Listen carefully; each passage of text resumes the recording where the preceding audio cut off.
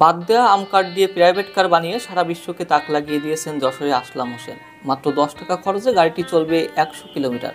এ কাঠের গাড়ি নিয়ে হাটবাজার থেকে শুরু করে শ্বশুরবাড়িও যান তিনি।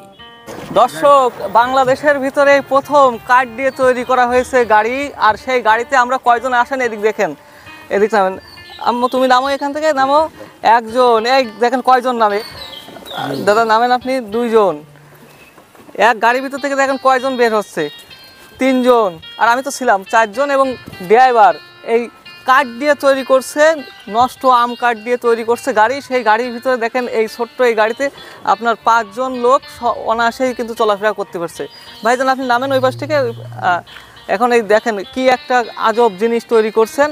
এই আর মাত্র কয় টাকা আপনার? 10 টাকা। 10 টাকা চার্জ, বিদ্যুৎ বিল 10 টাকা খরচ হবে, তাতে 100 কিলো যাবে।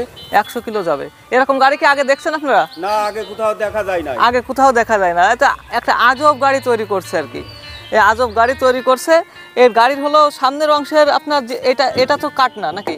এটা প্লেন শীট, মানে এত বেঁকানো যায় না তো কাঠ দিয়ে। হ্যাঁ হ্যাঁ, এইটুখানি প্লেন শীট দেওয়া। প্লেন শীট দেওয়া। এটা তো চমৎকার আসলে। এইখানে রাত্রেবেলা আলো জ্বলবে এটাতে? লাইট জ্বলে। লাইট জ্বলে। এখনো জ্বলবে। এখনো জ্বলবে। মোটরসাইকেল কিনে হ্যাঁ, এখনো আলো জ্বলতেছে। নিয়ে তুমি স্কুলে যাবে।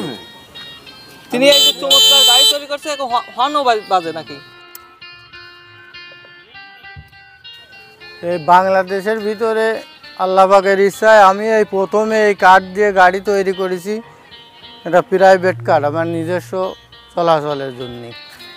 আপনার এই যে ভিতরে এই যে চাবি চাবি দিলাম, দেওয়ার পরে মনে করেন এই স্টার্ট দিলাম।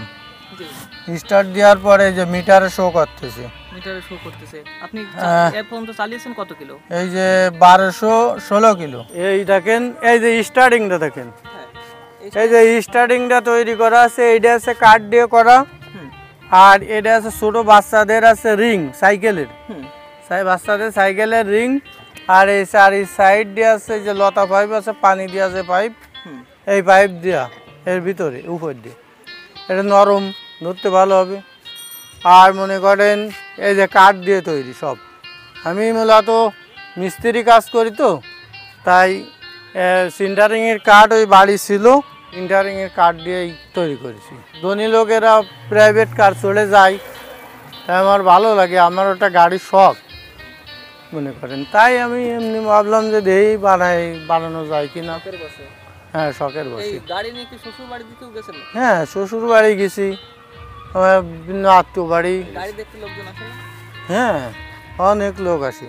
আমাদের যদি একটু সাহায্য সহযোগিতা মানুষ করতো, তাহলে দেখা যেত ওই চায়না থেকে বড় বড় গাড়ি অত টাকা দিয়ে কিনা লাগতো না, জাপান থেকে গাড়ি আনা লাগতো না, ইন্ডিয়া থেকে গাড়ি আনা লাগতো না।